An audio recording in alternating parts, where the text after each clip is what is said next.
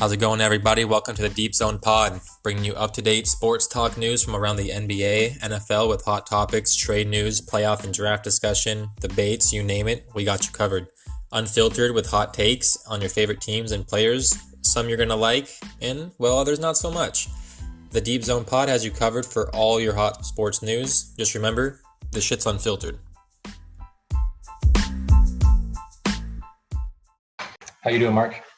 Pretty good, Jake. How you doing? Not too bad, not too bad. Ready to get this shit started. Ready to get this shit going. Yep. So the first thing on topic today, boys, is going to be the Giannis future. What we kind of see happening here. What we kind of two teams where he might get traded to if a trade were to go down, which day by day kind of seems the more likely it could be going down. So as we get into the offseason, we'll kind of see where that lies. But we are kind of expecting a deal over here, so we'll see where that goes. But we got a few teams, starting with the Heat. The package we kind of have that are expected for the Heat right now.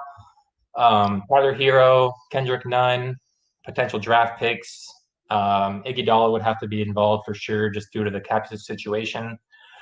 What else do you kind of see involved with the trademark? That's really it for the Heat as far as what they're looking to move and what they have on their roster. The only other thing I could see is the Bucks would ask for Bam Adebayo, but I think at that point, if the Bucks call the Heat and ask for Bam, I think Pat Riley and the Heat organization would hang up and laugh right in their face. Reasons being, if you've watched the Heat versus the Bucks that just happened in the Eastern Conference semifinals, Bam is the one piece outside of Joel Embiid. They're 1 and 2 defensively in the NBA against Giannis defensively. So if you're going to be getting Giannis, I don't think you want to give up the piece that helps you stop Giannis. And the Bucks would be getting that back, so I don't think that makes any sense. And I don't think Giannis would want to come to the Heat without Bam. I don't think that makes very much sense. That's why I don't think adding in Bam would make much sense, like I just said. So I think Yeah, I can see it. package. That's just your best package. Hero, Nunn, and draft picks. Duncan Robinson Yeah, would be in the deal. I don't think the Heat want to do that either. yeah, I don't think so. I think if you were to get Giannis in that team, I think Duncan's the perfect fit at shooting guard. I mean, you literally want the stretch that won't clog the paint at all, that can literally knock down threes better than anyone in the league. And at last season, that was Duncan Robinson. I mean, there was no one better. So at that point, I'm not sure. I mean, what do you think? Is this something the Bucks would even consider at this point? If they're not going to really consider trading Bam, are they really going to even consider that offer of just Kendrick Nunn, Tyler Hero, and some draft picks? And obviously, Iguodala has to be involved as well. They're going to have to eat that contract. I think very unlikely that that would be done. I think the Heat think in 2021, when Giannis actually becomes a free agent, they would be more likely to sit on the pieces they already have and look to add him to the roster they've already built that has taken them to the Eastern Conference Finals and beating a team with Giannis on them. Already beating a team with Giannis, sorry. So yeah, I think that trade's very unlikely. I don't think the Bucks would want to do that. And I honestly don't think the Heat would want to do that, but I just think the Heat are gonna look to get Giannis, but more of like an undercut trade without Bam. Yeah, I don't see them trading Bam either. I think he's too much of what they do there. He's too much of a perfect fit for honestly any team in today's NBA. But he's just your now it was what you want as a center. I mean, he does everything. He's athletic. He can literally guard 1 through 5 if you need him to. I mean, he can guard Giannis from quite frankly, he could probably guard Steph Curry.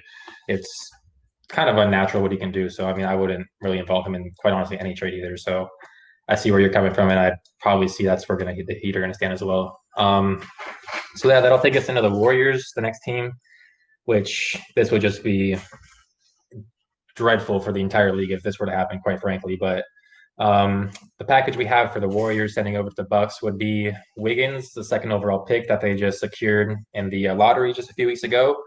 Draymond Green would be traded either to the Bucks, possibly a third team is going to have to get involved, very likely due to the Bledsoe situation on the Bucks side. They're just not going to be able to fit Draymond Wiggins and all that cap space over there with what they got. So they're going to have to move on from Bledsoe. Likely getting a third team involved, like we said. Maybe Draymond ends on that third team as well. Maybe not. I'm not exactly sure where that kind of ends up. So they're also going to probably add in just another big man they have on their roster. I'm not sure I'm saying this right. Smologic. I'm not, like I said, I don't know if I'm saying that right, but he was a rookie big man they had last year. He had some promise, but nothing really obviously shown too much that you were overly excited about. But it's just another little young toss-in pick. But what do you think about this? What about this trade with the Warriors? Once again, they're going to be a team that's going to look to get Giannis. The Warriors, I think, with the Lakers and the Clippers and the Rockets, Nuggets also as well, atop of the Western Conference. The Warriors have been a team, that's been contending, except for this year. They just lost Kevin Durant, who I think was their best player, and I think anybody with any common sense would think it was their best player. They're going to look to get back into contending.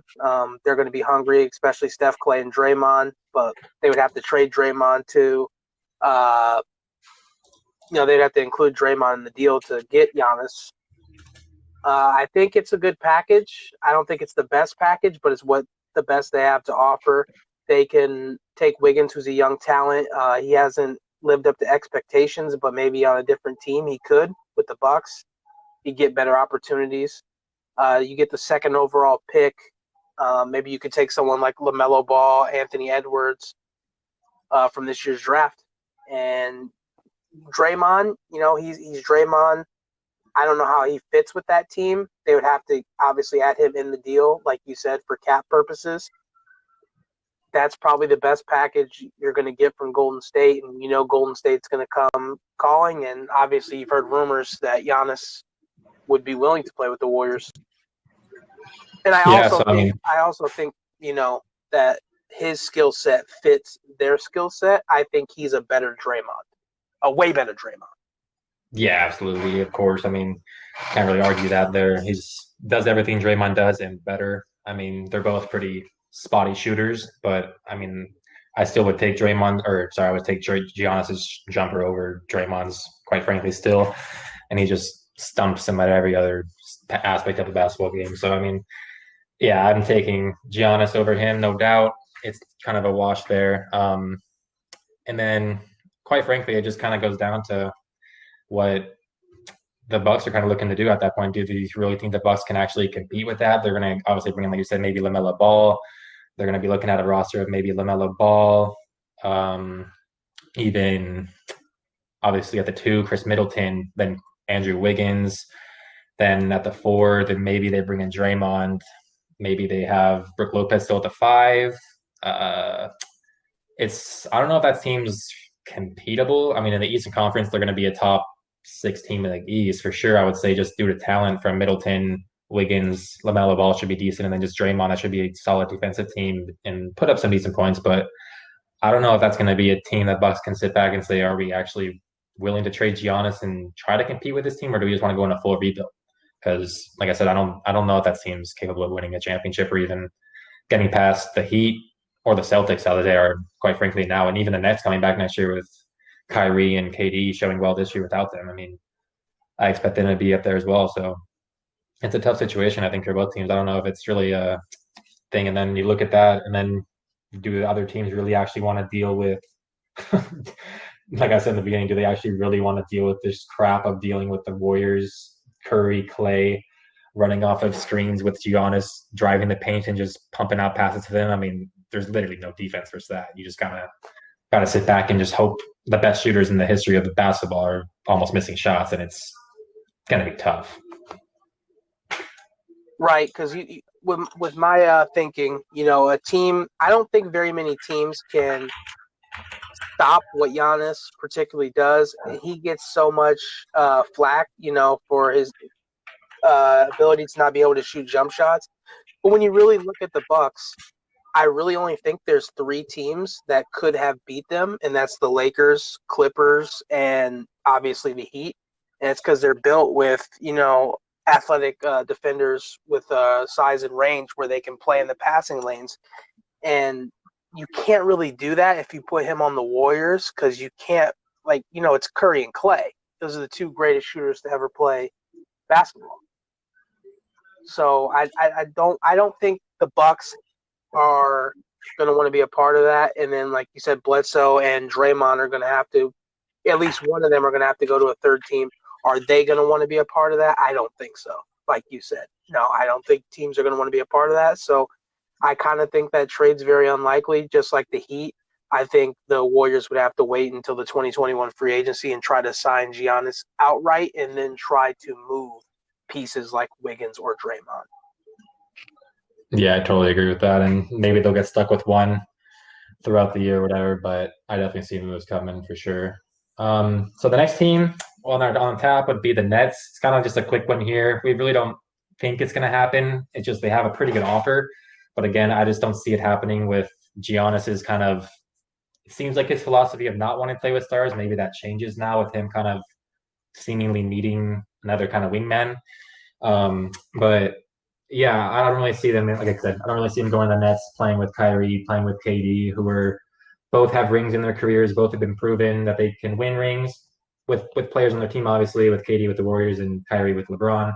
Now they're together with the Nets, trying to do their own thing. I don't really think Giannis is trying to go play with one of the best players of our generation, and then one of the better shooters and just point guards in general in the league right now. It's just I don't see that being a spot for him, but regardless, the deal we have for the Nets sending over to the Bucks would be Spencer Dinwiddie, Caris LeVert, Jared Allen, the 19th overall pick, and Lance Thomas is thrown in for the most part just purely for cap situations.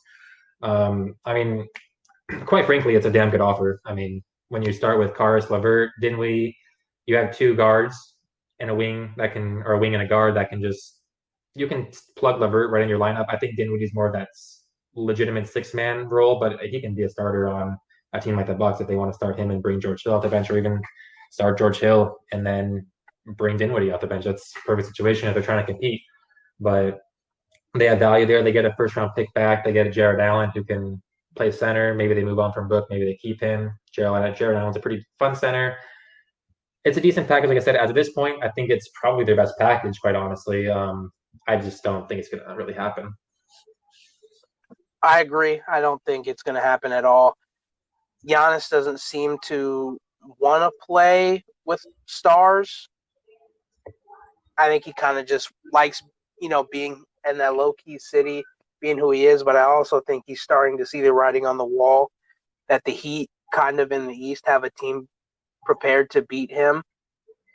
And I think he's going to have to join them or go elsewhere. So, yeah, like you said, the Nets do have the best package with Dinwiddie, Caris LeVert, Jared Allen, and the 19th overall pick, Lance Thomas, just being a throw-in. Their starting lineup would actually be pretty crazy. They'd have Kyrie. They'd have to find a shooter to fit in with them. They'd have Kevin Durant, who, in my personal opinion, it's going to sound wild. I think he's the second greatest basketball player of all time. And then you add in Giannis, who's a complete freak, going to be back-to-back MVP and Defensive And Player of the defensive Year this player, year, yeah. and Defensive Player of the Year this year. And then DeAndre Jordan, who he's going to catch some lobs, play a little bit of defense.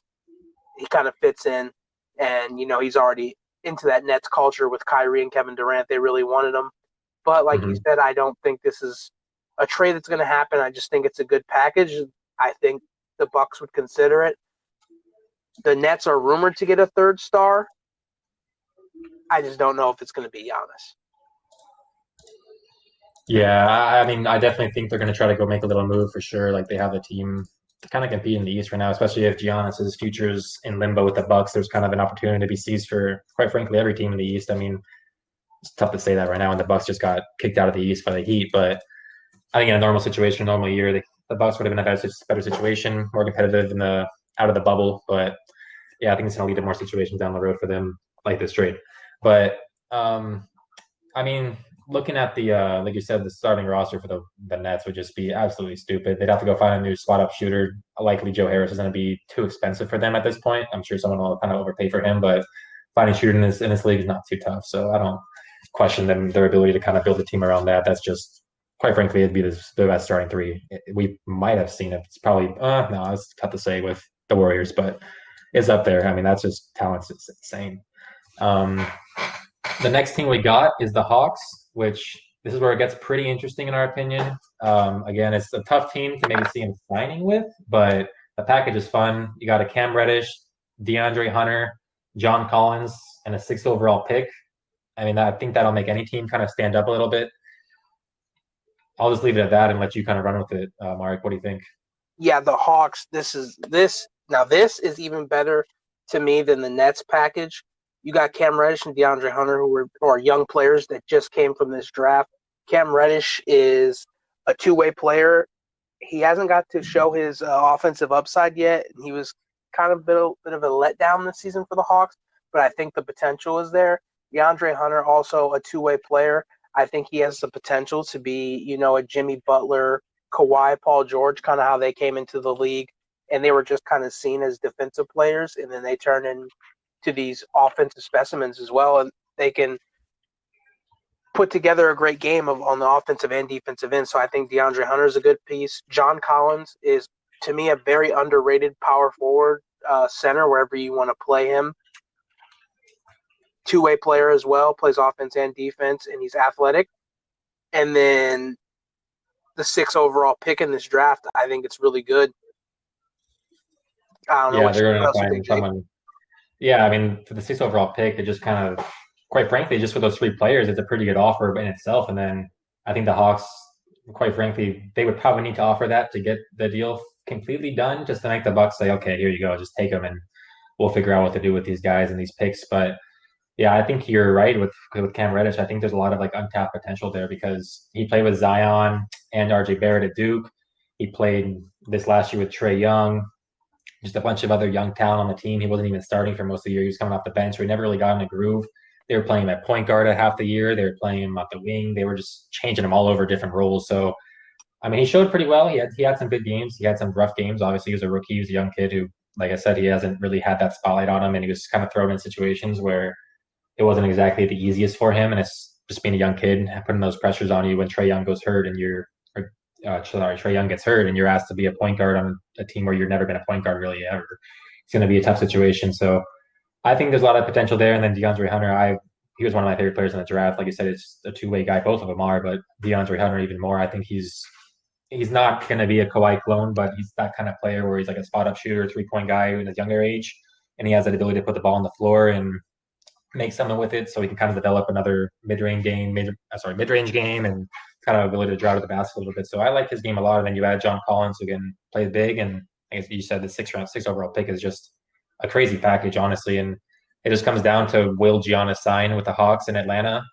I don't know. I mean, if you look at the starting lineup after the trade, you're looking at Trey Young, Kevin Huerter, a likely free agent signing, unless they just plug in one of their low end guys, but they don't have really much else after after this trade, and then their free agency signings. They have a pretty bare roster after this. So as small forward, they're going to go find someone new. You got Giannis at the power forward and Clint Capella at center. So I mean, you're really left with those four guys, and go plug and play with whoever you find in the league. And I think you can find some veterans. I think you can find some younger guys that are just off the free agent deals or whatever that are going to want to come play with a Trey Young and a Giannis kind of future. If Giannis is locked in there, that's a future I can get behind. I mean, that's fun.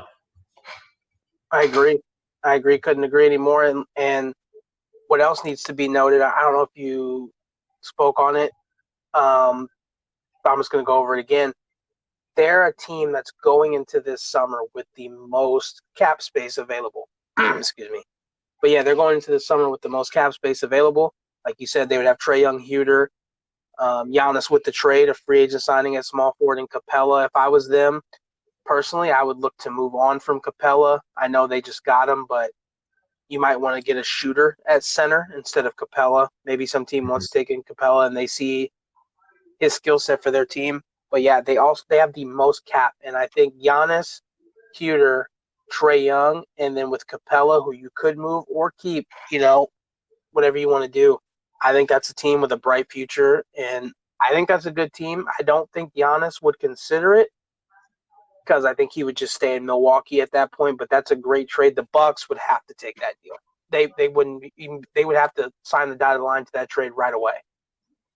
Yeah, it feels so good. And something just kind of popped in my mind, and we didn't even really discuss this part prior. But what if they were to kind of, like you said, just want to move on from Capella, and what if they just said, "Hey, Bucks, here's another young piece. You want to toss us Lopez? make that swap, and there's your shooter, there's your big. You already know that fits with Giannis. And if Capella's not going to work, the Bucks can try it. Kind of get another defensive guy there. Move on from Brook Lopez. Get some youth there. Kind of have that full new youth of Reddish, Hunter, John Collins, Capella, Middleton, all those young guys there. So I mean, it could be something they look at too. I'm not sure if the cap fits at that situation, like I said, but it could get interesting there. I mean, it could be fun Agree. Couldn't agree anymore. for sure. So that'll bring us to the second to last team. Is going to be the Celtics, which gets another really interesting kind of picks here, or not even picks, just or an overall package of just talent that you can kind of still compete with. I think if you're the Bucks, I mean, you're getting a guy like Jaylen Brown, Marcus Smart, Gordon Hayward, who's if healthy, he's still a damn good player. He's still capable of putting up points, playing a pretty good role for any capable team for going deep in a playoff run if he's healthy again. And then you're getting the 14th overall pick, which they got from, I believe, the Grizzlies in a deal from fuck.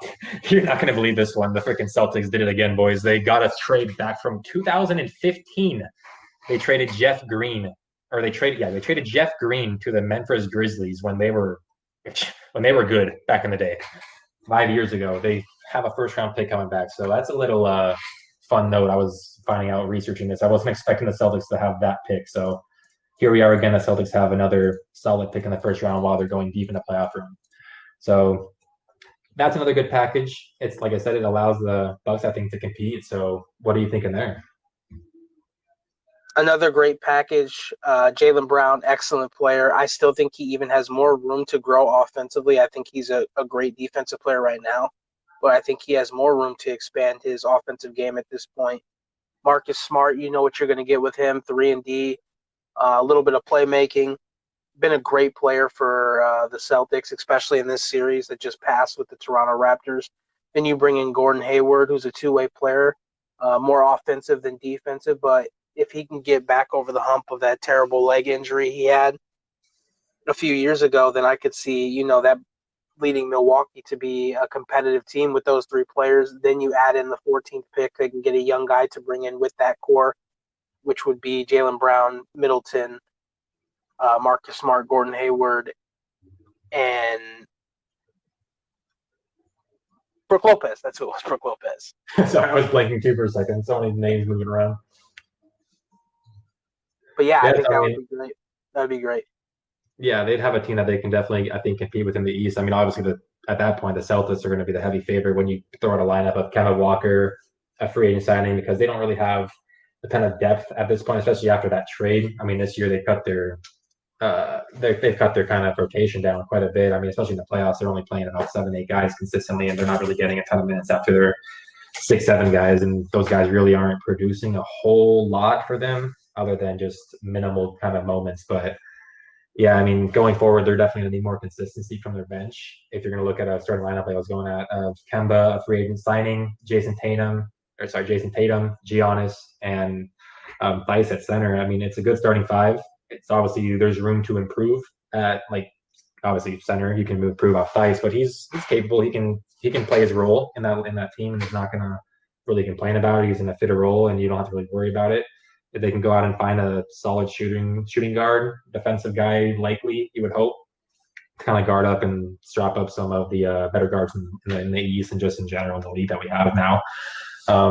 That team has literally championship writing all over them. I mean, you have the Heat still capable of taking them out, but obviously the Bucks are out. You got the 76ers if they ever figure things out with their big men situation and their just situation as a whole with new coaching and all that. Just culture just seems whacked out there. But You could yeah, I just say mean, dysfunctional organization. I guess that's a pretty good way to put it. But yeah, so I mean, what do you think? Do you think the Celtics are going to go depth over star? Do you think they're just going to say like, look, we have a chance to get Giannis here. Let's just say screw it. Let's just send them what they want. Send them the pick. Send them the players.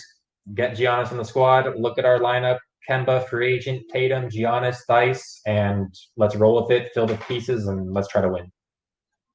I would have to say this is a trade the Celtics don't pull just due to the fact that they're already in the Eastern Conference Finals with the minimal amount of depth they already have. I think they would want to go more depth over star because if they lose, I think that's if they lose to Miami in the Eastern Conference Finals, I think that's going to be the reason.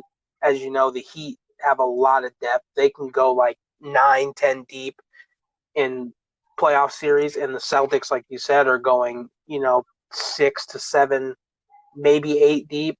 So I don't think this is a trade they would pull. Although getting Giannis would mean a lot. He would be he's the best player in the Eastern Conference, reigning MVP and Defensive Player of the Year. But I don't think they would pull this trade. What about you, Jake? See, I think they would due to the fact that you already don't have that. Yeah, you have depth that you drafted recently with Langford and Grant Williams and Carson Williams or Carson Edwards, who didn't really do much this year, and Wanamaker, who's kind of just a journeyman who provides some decent depth. Obviously, he's not really what you're wanting in a playoff rotation consistently. Robert Williams provides some decent defense down low. Enes Kanter's, I mean, we both discuss this quite frankly all the time. Enes Kanter is just quite frankly unplayable in the playoffs. He doesn't play pick and roll defense. He doesn't provide enough offense to make up for it. He doesn't provide any defense down there, and it's just not what you're looking for. And quite frankly, from a big man in playoffs, so you get exposed by good point guards, and it's just not good. So, like another guy like Semi Ojelele, they're just guys that are kind of, quite frankly, I think underachieving, and I don't know if they're actually going to ever achieve what they need to become legitimate championship rotational players. And if they're not going to achieve that, what are you really kind of holding on to? I think with your depth, I think you can bring in Giannis, and you have that rotation that we said of those starting five, and I don't see any question where they can go out and try to find players and have no real problem about finding in veteran minimums, guys, young players that want to come play for them. Again, like that's a team that if I'm a veteran, if I'm any player in the league, I look at Giannis, I look at Tatum just as a young pair. There's no better pairing in the league. That's just quite frankly, that's going to be the pairing to go through in any league. That's the future of the best of the NBA. Quite frankly, this happens. So I would do it. I would deal with what happens after that. You find the depth. Maybe that's your downfall for a year, but I think you can figure it out after a year or two. I think that's too good to pass up the situation. I see your point. I see your point. I somewhat agree, but for me, I got to stick with what I have. I think they have a good young core as it already is, and they're already in the Eastern Conference Finals. And we don't know; they could even make it to the finals with what they have. That's very true. So then, okay, I'll just bring a little question up. Then we're looking. We just talked about the Heat earlier, the Celtics now.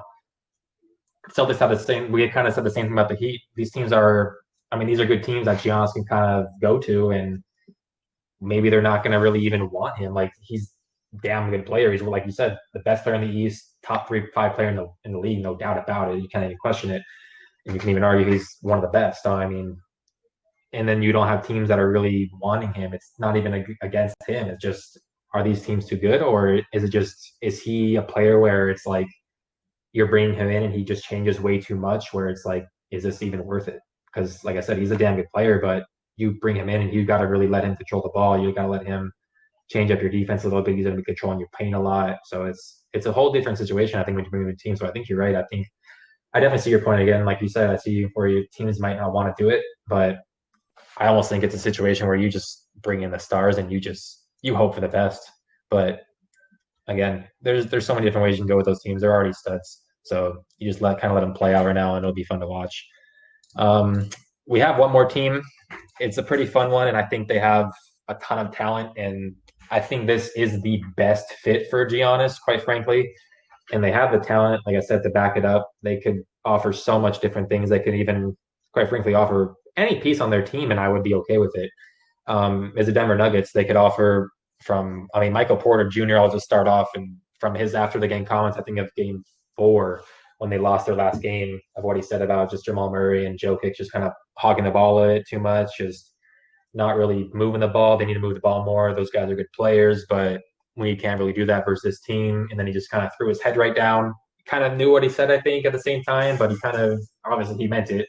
You're a young kid and you're going to say stuff, so it's part of the game, part of what it is. But um, you start with Michael Porter. You got Bol, who's an exciting young player, who's everyone's just excited to see get time. You got Gary Harris, who's a strong wing. You got Will Barton.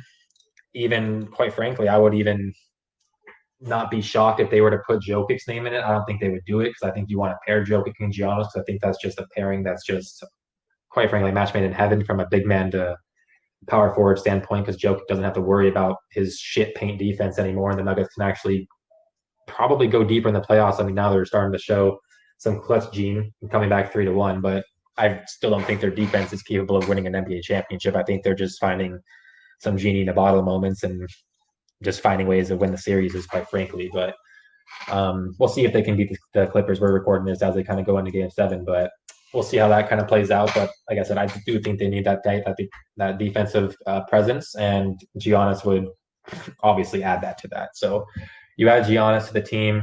I think the package likely is going to be like a Porter, a Bull, probably Gary Harris. And this year they have the Houston Rockets draft pick. So, I mean, I think that draft pick's falling in the what, like 24 range or so. So late pick in the first round. So they probably just have to toss that in there. It's a good package. I mean, Michael Porter has legitimate star talent if he can just stay on the court due to his defense. His defense is pretty atrocious at this point, but he's starting to show ability to play late in games right now with the Nuggets, and he's had some rough games. He's had some big games. He's definitely shown his talent. I think I think it's the best package that they can probably get right now. It's just I don't know if many players want to sign in Denver.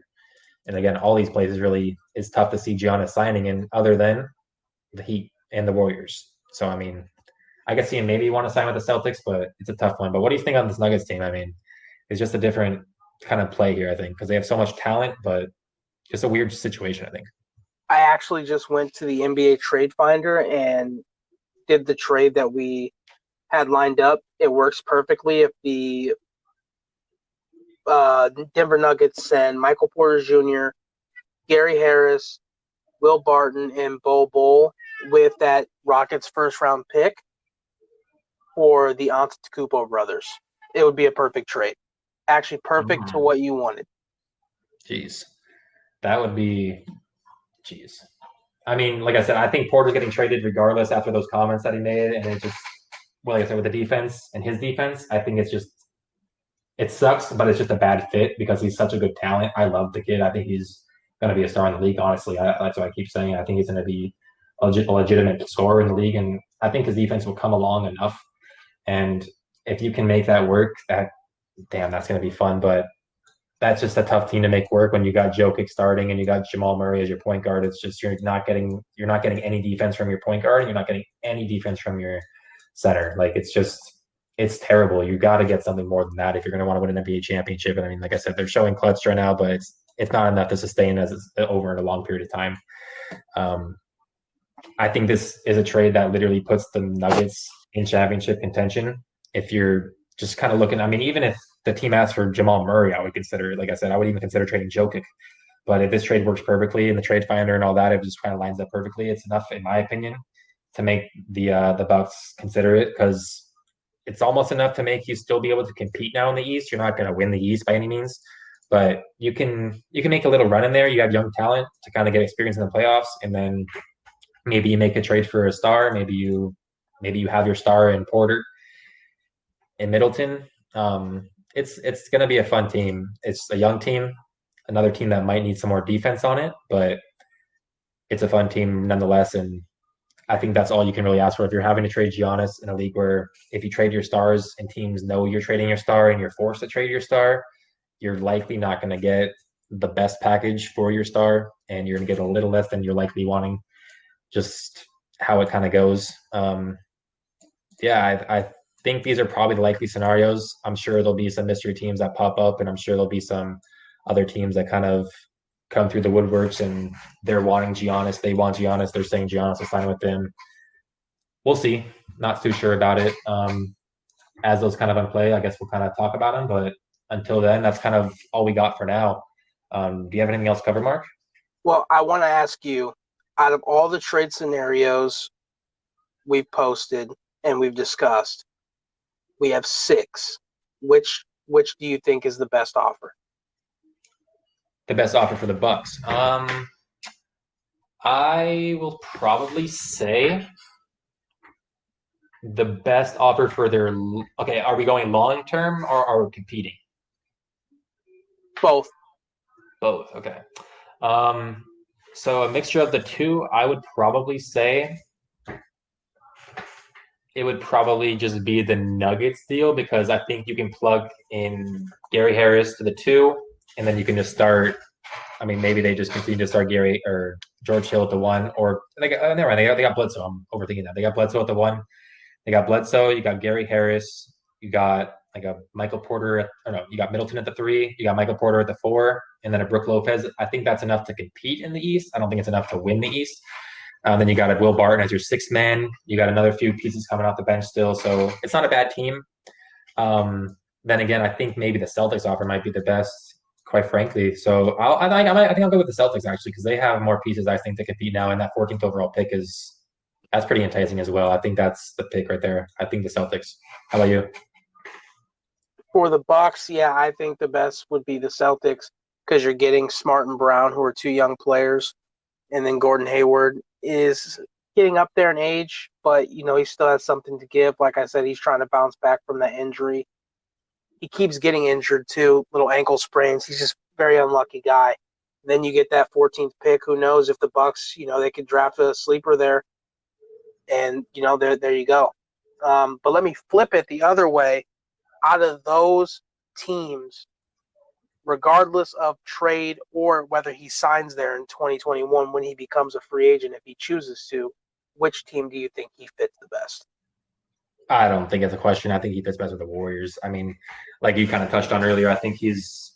You look at the team, you look at the players that he's gonna kind of replace, and it's Draymond, and he's literally 4 or 5 inches taller than Draymond. He's quicker than Draymond. He's more athletic than Draymond. He's better defensively than Draymond. He's a better shooter than Draymond. He's a better passer than Draymond. Well, might not be a better passer than Draymond, but he creates better passing lanes than Draymond just due to his ability to score. Draymond doesn't have that ability.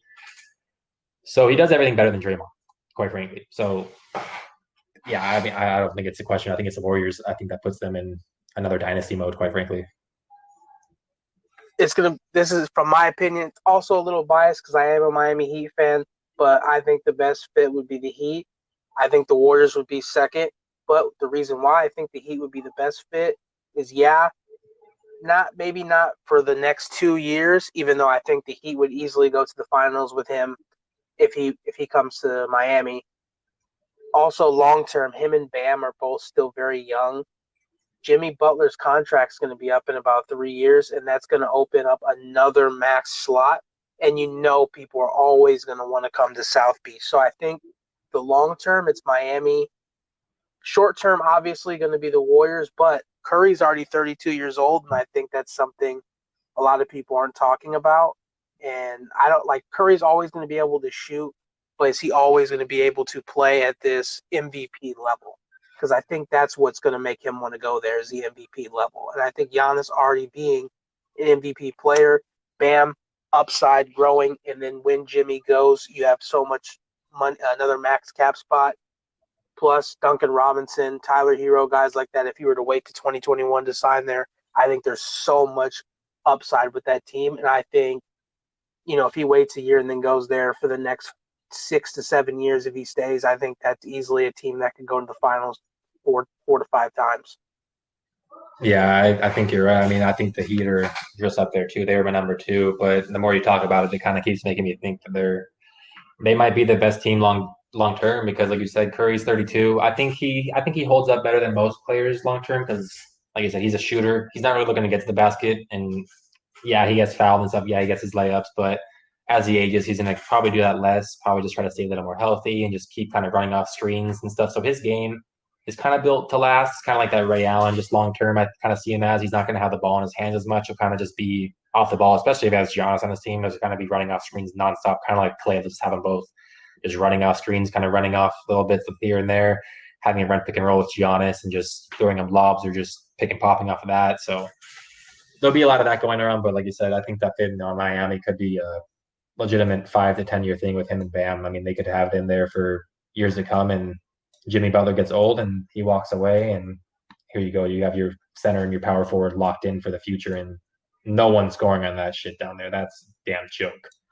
like, You got way too much quickness and way too much ability to block shots and literally guard 1 through 5 with your power forward and your center. I mean, come on, dude. Like that's just not fair. But yeah, I mean, that's gonna do it for us today, boys and girls. If you're listening to us, thank you for listening to the Deep Zone Pod. We'll be back next time where we're looking at episode 2, where it'll be the NBA Conference Finals. Likely, as the Game 7 gets finished tomorrow or on Tuesday, we'll get a little preview of either the Clippers Lakers or the Nuggets Lakers.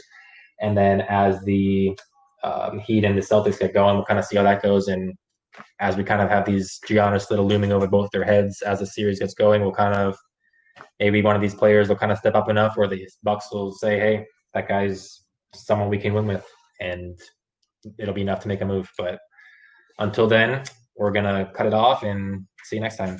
Take care. See you.